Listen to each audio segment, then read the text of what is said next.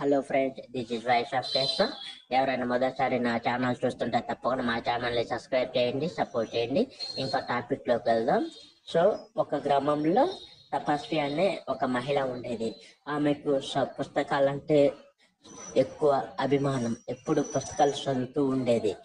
ఆ మహిళ ఎక్కువగా ఆ మహిళ ఎక్కువగా పుస్తకాలు చదవడంతో అందరికీ పుస్తకాలు కూడా అప్పుడప్పుడు కొనిపిస్తూ ఉండేది వాళ్ళ గ్రామంలో చిన్న పిల్లలకి.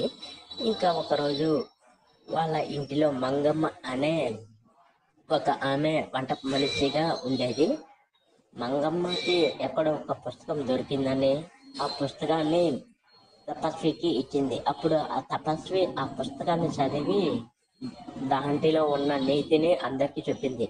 అందులో ఉన్న నీతి ఏంటంటే, 10 రూపాయలు పుస్తకం పెట్టి ఎవరికైనా కొనిపిస్తే మనకి ఎలాంటి అభిమానం వస్తుందో అని ఆ పుస్తకంలో ఉండటంతో తపస్వి అలానే తన డబ్బుతో కొంతమందికి కొన్ని పుస్తకాలు కొనిపించడం, పేద ప్రజలకి, పేద పిల్లలకి అలా సహాయం చేస్తూ తన అభిమానాన్ని గ్రామంలో చాటుకుందని నేను ఈ వీడియో ద్వారా చెప్తున్నాను.